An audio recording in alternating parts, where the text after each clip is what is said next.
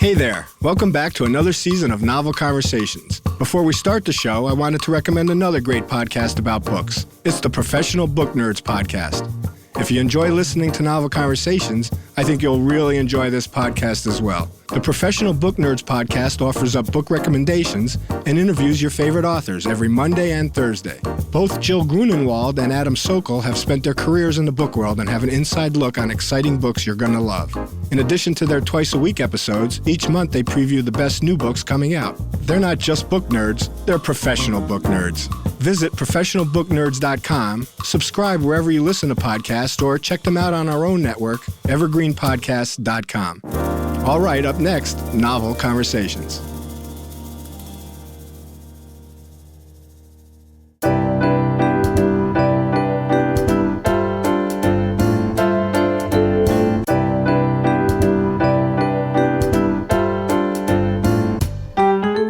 Hello and welcome. I'm Frank Lavallo, and this is Novel Conversations, a podcast about the world's greatest stories. For each episode of Novel Conversations, I talk to two readers about one book, and together we summarize the story for you. We introduce you to the characters, tell you what happens to them, and we read from the book along the way. So if you love hearing a good story, you're in the right place.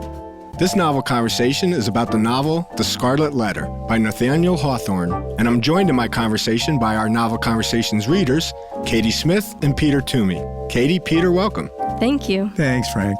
Guys, before we get started, I'd like to read a brief summary of The Scarlet Letter. The Scarlet Letter is the story of Hester Prynne. She's convicted by church authorities of the sin of adultery after giving birth to her daughter, Pearl. Hester is shunned by her community and forced to wear an embroidered A on her breast to mark her as an adulteress.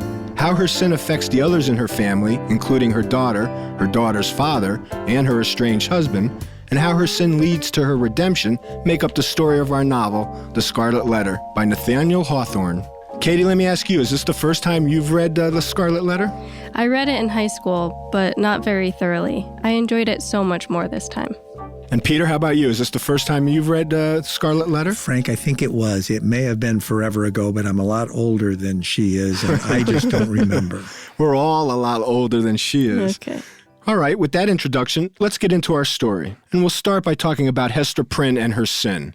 However, Nathanial Hawthorne doesn't really begin his story there. He gives us a whole introductory chapter called The Custom House, before he ever gets to the story of Hester Prynne and her sin. Frank, I'd almost forgotten it was there. It gives Hawthorne's view of the society that he's in now, and pretty much how he acquired the story of Hester Prynne.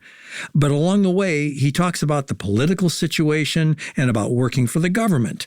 What really struck me was how little things have changed. Very little. Because he talks about being a civil servant and how that sucks the life out of you in a way. They're growing old in an office and basically come in and work for 3 hours and then nap against the wall. It's almost a cartoon, but some of the things he says applies to what's going on today. He says at the end, when he's going to be booted out of office because the new president has come in and the political parties have changed, so he says some of the same things you hear on the radio today. And when you're reading it, you know he'll say, well, in coming generations, this stuff will have improved and everything will be different. And you wonder if he has his tongue in his cheek and how much he really believes it, because it really hasn't changed that much. You know, Peter, it really hasn't changed that much. Now, Katie, Peter didn't mention that this chapter also tells us how Nathanial Hawthorne came upon the story of Hester Prynne and the Scarlet Letter. Basically, he's rummaging up in the attic amongst some old court papers, and he finds a manuscript wrapped up by an embroidered scarlet letter. He takes this manuscript and creates a story out of it. Is that how he came up with the story, that he found the story and he just decided to give it a polish? No, and I like that question because one of the things I was discussing with Peter about this yesterday is that in reading the Scarlet Letter this time, it has very much a flavor to me of someone telling a legend or a cautionary tale. So it's almost to me immaterial about whether or not this is a true story. Peter, what do you think? Well, I think it's one of those things that you can choose to believe it's true or not. But he might have seen the germ or come across some little reference, because he certainly was in a position to do that, and then maybe just started extrapolating from there. Sure, he may have come upon a court record indicating a woman had been convicted by the church of adultery, forced to wear a letter A, and then took the story from there. So let's move on to that story. The story starts with Hester Prynne coming out of the courthouse. She's coming out holding her child, and on the front of her dress is the scarlet A. So when the book opens, she's already got that. You know, I found it interesting, though, that the conviction for adultery didn't actually occur until after she'd given birth. She obviously had been pregnant for 9 months, and yet they didn't take action against her at that point. They waited for the child to be born. It's interesting because I didn't think about it that much, but it fits in with a lot of what the book does because everything is pretty much, external. As long as the outside looks okay, you're fine. But when she had a child, it was irrefutable that she had committed adultery. I mean, you could think of her as being fat or she could have worn a loose gown, but if she had a child, that was that. We should mention that Hester's daughter is named Pearl, and we will come back and talk a little bit about Pearl, but I want to stay with Hester here for the moment. So what happens next is Hester Prynne is put onto a pillory and required to stand on this pillory for 3 or 4 hours while the townspeople are given the opportunity to jeer at her, to yell at her, to make fun of her. Hester is standing there for a while, and she notices a man standing in the crowd, and she recognizes this man. And we should say that the man recognizes her as well. But as they recognize each other, he indicates that she's not to speak who he is. And Peter, who is the stranger in the crowd? The stranger in the crowd is actually her husband. Well, wait, why did the townspeople not know who her husband was? Well, she'd come to the village, and her husband, who was a physician and a scientist, had been off studying. So he sent her from England alone, didn't he? Yes, he did, to Boston. And then he was going to follow her later, but then, because he never showed up, he was presumed lost at sea. But now we have him in the crowd standing there, looking at his wife. But he had been among the Indians, so he was dressed kind of in a ragtag way. So even if one knew that she had been married to a gentleman, the people in the crowd would not think of him as somebody to whom she could have been married. And it's after she recognizes her estranged husband that we're introduced to the third main character of our story, the preacher, or Reverend Dimmesdale. Dimmesdale is one of the younger preachers. And while she's on the pillory, one of the older preachers, who's sort of Dimmesdale's mentor, says, "Okay, she was your parishioner. Will you ask her to disclose the name of the father of the child so that this person can be brought to justice?"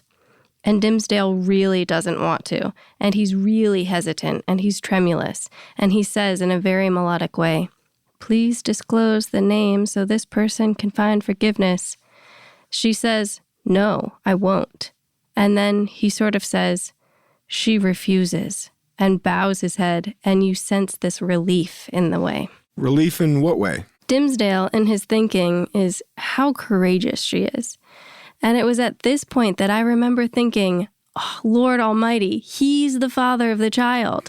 Because I'd forgotten that part. I couldn't remember who was actually who. Now, if you had not remembered that, would that passage have clued you in that he was possibly the father of her child? I don't think so. Peter, how about you? Do you remember that it was Dimmesdale who was the father? Yes, I did. And if you had not known that, would these passages have clued you into it? Yeah, I think there was kind of a whisper of that without actually coming out and saying that this is the guy, so yes. You know, I have to say it would not have foreshadowed it for me. But moving on, after about 3 or 4 hours of her being subjected to this public humiliation, she is released and basically left to live her life, although as an outcast in the community.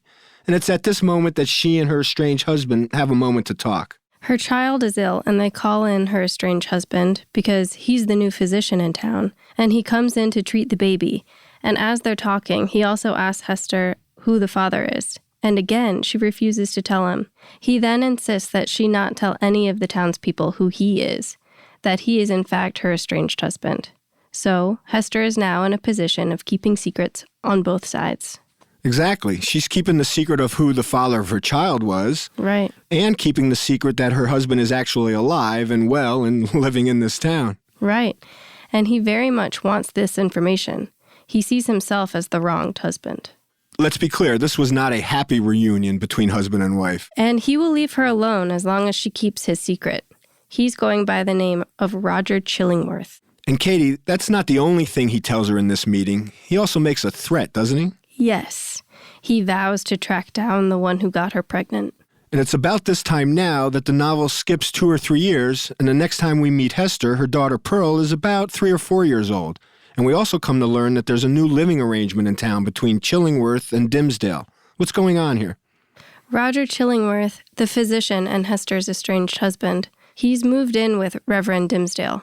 Reverend Dimmesdale, over these years, has continued to waste away and very pale and kind of frail. And Chillingworth has presented himself as both a friend and physician to Dimmesdale, and now shares a household with him, so that he can keep an eye on his patient and be there whenever he needs him. Yes, and Chillingworth is trying to diagnose what he sees as Dimmesdale's infirmity, and asks him, "Do I know everything about you? Have you told me everything? Because frequently the spirit influences the physical, and it could be something that you're having a problem with that's making you ill. And I have medicines that I've learned from the Indians, and I can help you if I know it all." Well, and Dimmesdale gets angry with him for prying, and you get the feeling that the doctor's not going to give up. And Peter, at this point, the book goes into an account of Hester being the seamstress in town. That's how she's making her living, right? Yeah, that she herself dresses very plainly, except for this elaborately embroidered A on her gray gown. She doesn't hide this A at all. And that's part of what the townsfolk talk about, that she has emblazoned this A on her very somber dress. There are many references in the book to this Scarlet Letter having a lurid gleam to it, or casting some kind of bright light. Apparently, sometimes it even glows in the dark. Right. And it's not that she's proud of her adultery, but she refuses to be coward. Exactly. And she also pours a lot of her creativity or her imagination or her life energy into doing her needlework, so that she makes beautiful embroidered gloves for the magistrates, and she embroiders baby clothes, and she always dresses her daughter very, very beautifully. So that even though Hester's dress is very plain and simple, Pearl is always decked out in lovely, luscious lace items. So, Katie, here we are about 4 years after the original conviction for adultery, and the town has clearly not accepted her any more than they had at the very beginning. They do buy her products, but still no one will talk to her. No one has anything to do with her. It's really her and Pearl against the world. Now, I think we also should make clear that as readers, it's about this time that we come to know that Chillingworth knows that Dimmesdale is the father of Hester's child, Pearl. But that really comes to us in the totality of the information we get from the novel. There's no one moment in the novel where Chillingworth says, "Aha, that proves to me that you, Dimmesdale, are the father of Pearl." Yeah, it builds. Little pieces here and little pieces there. I was actually struck very much by the whole sense of the spiritual illness making his flesh waste away. It's almost like Hawthorne was kind of prefiguring what many people believe today, that there's no separation between the body and the mind, and that many illnesses can be exacerbated by emotional problems. For me, that was probably one of the most intriguing and modern moments in the novel. I might want to use the phrase psychosomatic illnesses that are apparent in Dimmesdale. We have to believe that these illnesses are coming from his internal strife, from what's going on in his mind and his heart, because he knows he's committed adultery, and yet he's the one who's remained silent. He's the one who's allowed Hester to suffer years of public humiliation. He hasn't come forth at all. We see Hester almost blooming throughout this time, and we see Dimmesdale continuing to waste away and waste away.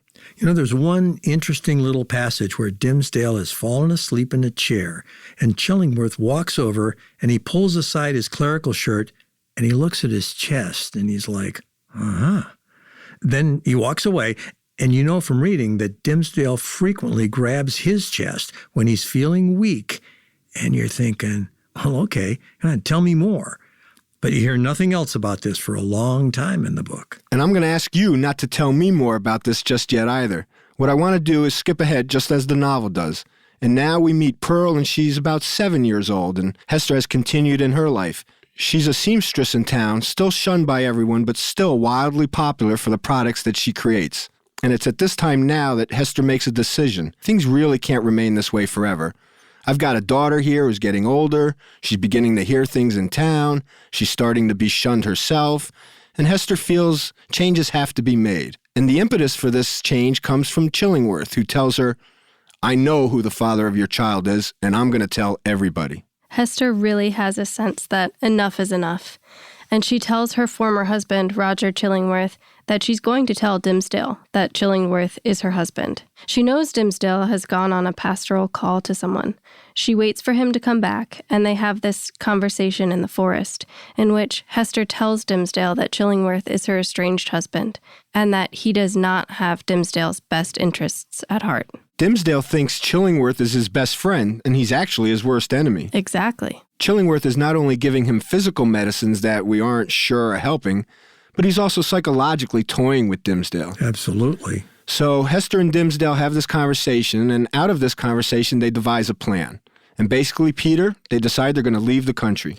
Hester has done work for a man who is a captain of a ship that's going to go to Bristol.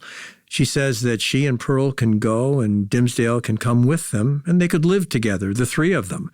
Dimmesdale agrees to this.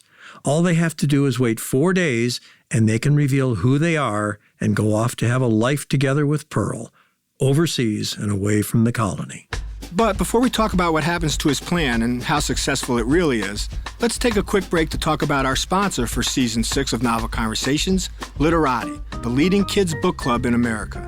With libraries, schools, and bookstores shut down right now, how do you keep your kids learning and growing? Well, we think Books from Literati, the #1 book club for kids, is the best place to start. Literati is a subscription book club that makes it easy to find unique and interesting books for your kids by delivering great stories straight to their doorstep. Literati knows that home deliveries will be critical in meeting your need for uplifting and educational materials in the coming weeks. And we all know that reading books together help create a time of adventure and bonding for your family, and it has real educational benefits. Kids who read books have better vocabularies and longer attention spans. Each Literati box contains 5 beautiful books based on a theme and contains exclusive original art and a personalized note to your child. And listeners, as an educator of 5th and 6th grade students, I've had a great time sharing these books with my students, and I'm sure you'll have a great time sharing them with your kids as well. And so, all you fans of Novel Conversations, right now we're giving our listeners a special limited time offer. Go to literati.com/novel for 25% off your first 2 orders. This is their best offer available anywhere.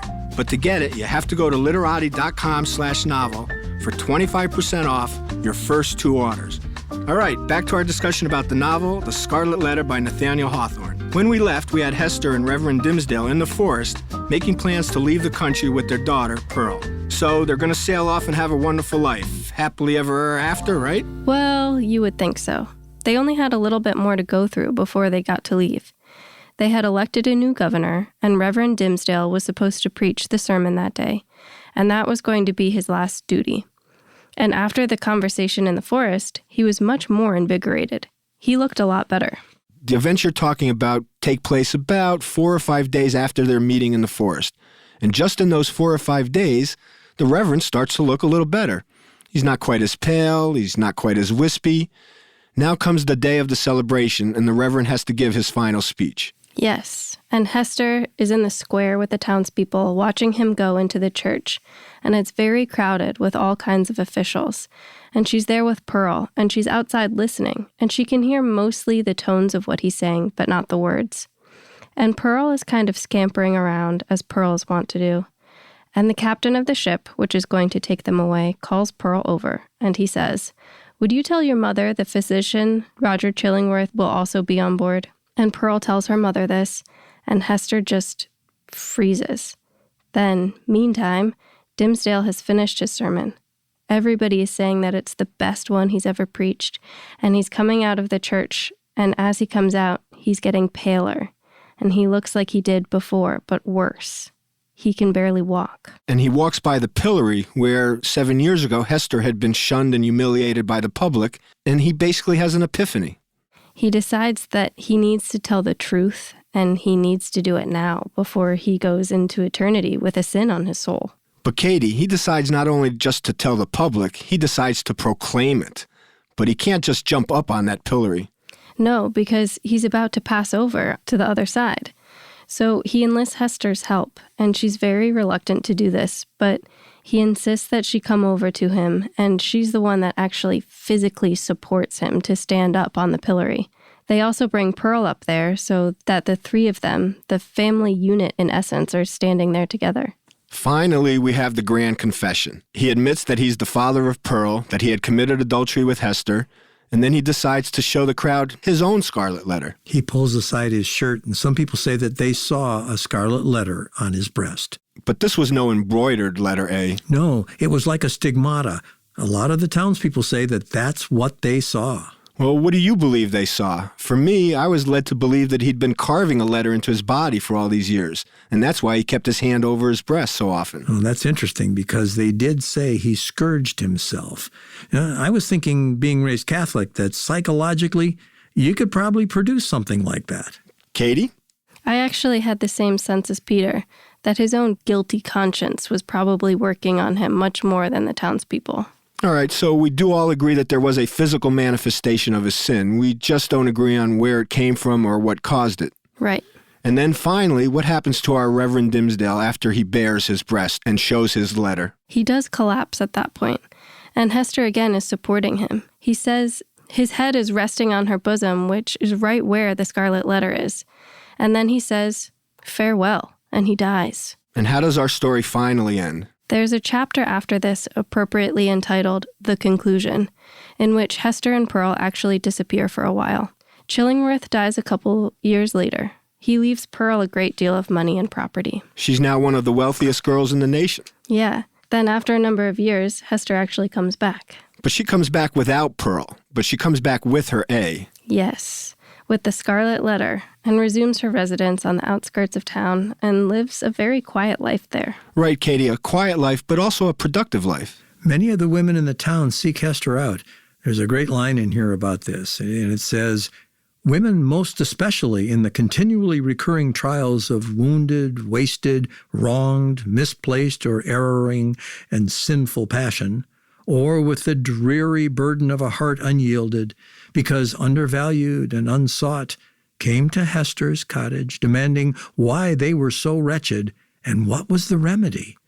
Hello everyone, my name is Matt Neglia, and I am the host of the Next Best Picture podcast, part of the Film Entertainment Awards website, nextbestpicture.com.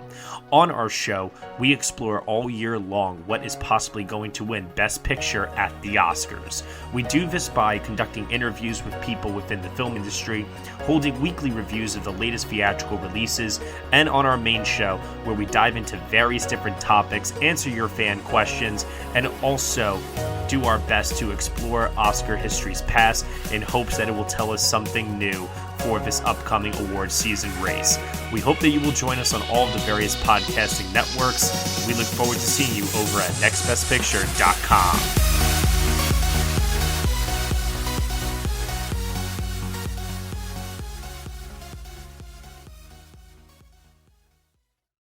Hester comforted and consoled them as best she might. She assured them, too, of her firm belief that at some brighter period, where the world should have grown ripe for it, in heaven's own time, a new truth would be revealed, to establish the whole relation between man and woman on a surer ground of mutual happiness. Finally, a moment of redemption for Hester. Exactly. And Katie, how do we finally end this novel? Hester dies, and according to the lines here, after many, many years, a new grave was delved near an old and sunken one. And the old and sunken one is Dimsdale's. And according to the book, it was near that old and sunken grave, yet with a space between, as if the dust of the two sleepers had no right to mingle, yet one tombstone served for both. And on the tombstone, the letter A in red. All right, so let's talk about Nathaniel Hawthorne and his novel, The Scarlet Letter.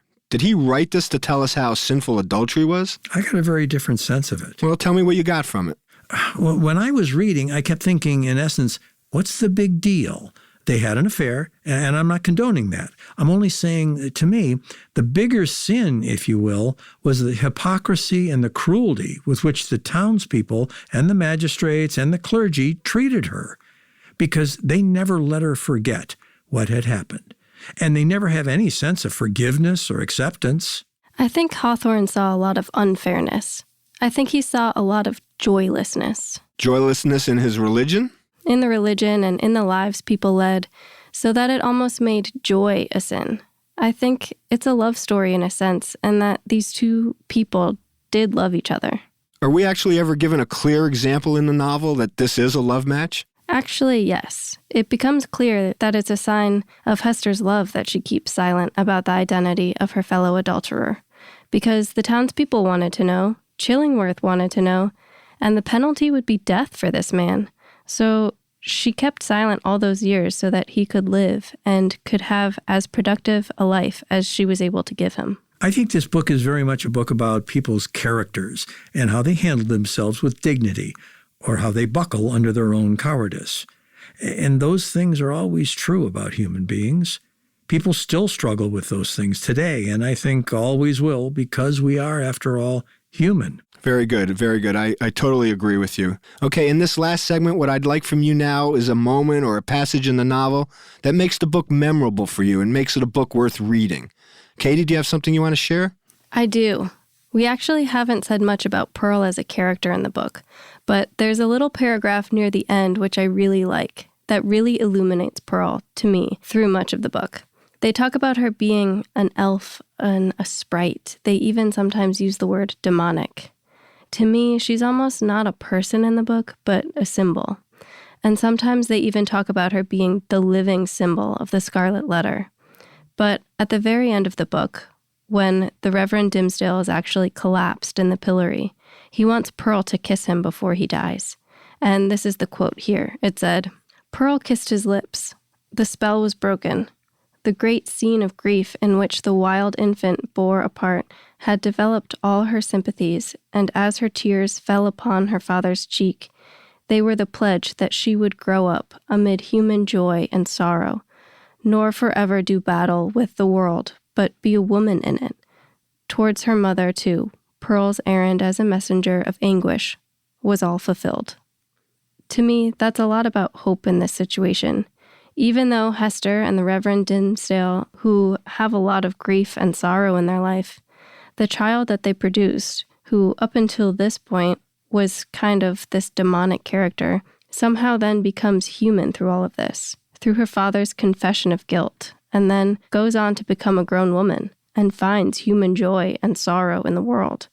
I love redemption stories, and that's a lot of what this is about for me. Katie, I'm glad you mentioned the word redemption, because that's what I was thinking as well. Not only is it a moment of hope, but it is a moment of redemption for Hester, for Reverend Dimmesdale, and of course for their daughter Pearl as well. Peter, do you have something you want to share? Well, for me, the best books are where I see something of my own life manifest in the characters.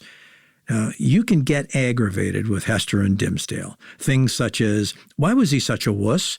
Why didn't he confess earlier? Why did Hester stay? There's nothing that said if she went someplace else, she couldn't just get rid of this Scarlet A. I found the following passage, quoting, "She hid from herself the secret of why she stayed, and grew pale whenever it struggled out of her heart like a serpent from its hole. She deemed herself connected in a union that, unrecognized on earth, would bring them together before the bar of final judgment, and make that their marriage altar for joint futurity of endless retribution. She barely looked the idea in the face and hastened to bar it in its dungeon. What she compelled herself to believe was half a truth and half a self-delusion. Here, she said to herself, had been the scene of her guilt, and here should be the scene of her earthly punishment. And so, perchance, the torture of her daily shame would at length purge her soul and work out another purity than that which she had lost, more saint-like, because the result of martyrdom. So she stayed because she loved him, and because she had hope against all hope that somehow she would be able to see him and in some way connect with him, even though she hardly ever spoke to him. And even though I could say I'm not a romantic, that is the truest kind of love.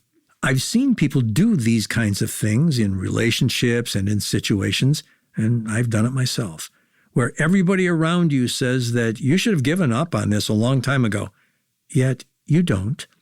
And you tell yourself and other people all kinds of reasons, and the reason is really the simplest one, that you love the person, or you love the institution, or you love the situation you're in spite of everything that's bad. And I think that is Hester's strength.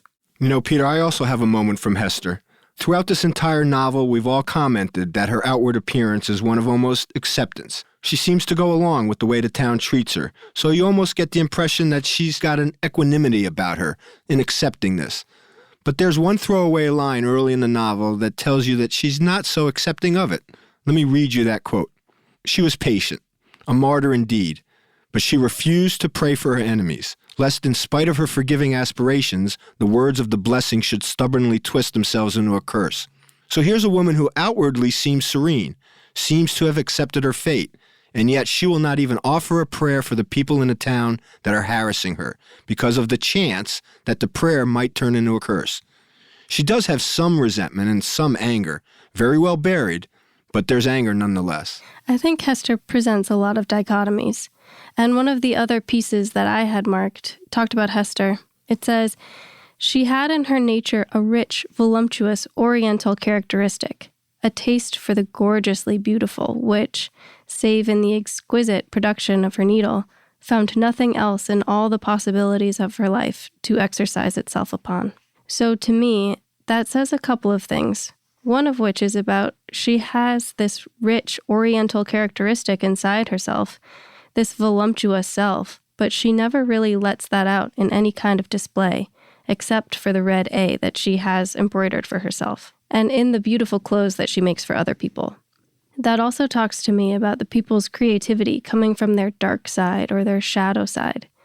And so in this sense of a redemption story, she somehow transforms everything that she's been through into these really beautiful creations. Absolutely.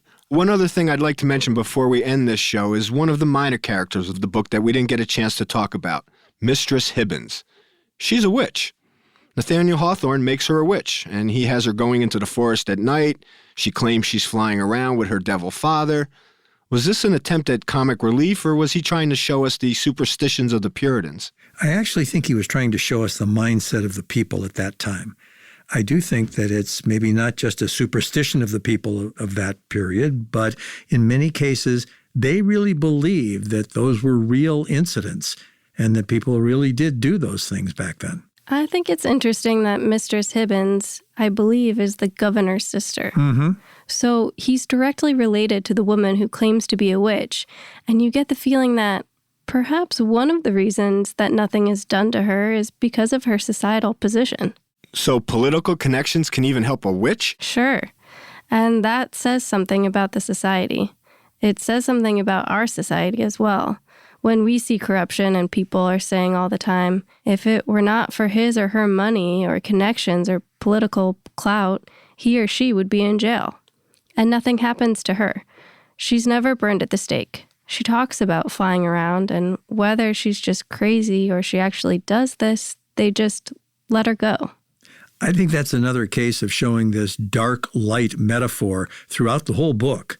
Here's this very upstanding governor, but his sister is meeting the devil in the forest. Again, there's that sense of the light and the dark, and how people, not just back then, but people today still, they split those things instead of recognizing that as humans, we have all those characteristics inside us. We're all a little good, we're all a little bad. All right, I think on that note, we'll end our conversation about Nathaniel Hawthorne's The Scarlet Letter. Once again, I want to thank you both for coming in and having this conversation with me today, Peter and Katie. It was a pleasure to be here. Thank you for having us, Frank. You've been listening to Novel Conversations. Novel Conversations is a production of Evergreen Podcasts, formerly the Front Porch People. If you'd like to hear more Novel Conversations, you can go to our new network at evergreenpodcast.com or listen on iTunes, Spotify, or your favorite podcast app. And if you like the podcast, don't forget to leave us a review. It really helps. Novel Conversations was produced by Julie Fink and engineered by Sean Rule Hoffman. A special thanks to our executive producer, Joan Andrews, and our researchers, Carol Wallencheck and Becky Katzenmeyer. And I'm your host, Frank Lavallo. Until next time, I hope you find yourself in a novel conversation. Hello everyone, my name is Matt Neglia, and I am the host of the Next Best Picture podcast, part of the Film Entertainment Awards website, nextbestpicture.com. On our show, we explore all year long what is possibly going to win Best Picture at the Oscars. We do this by conducting interviews with people within the film industry, holding weekly reviews of the latest theatrical releases, and on our main show, where we dive into various different topics, answer your fan questions, and also do our best to explore Oscar history's past in hopes that it will tell us something new for this upcoming award season race. We hope that you will join us on all of the various podcasting networks. We look forward to seeing you over at nextbestpicture.com.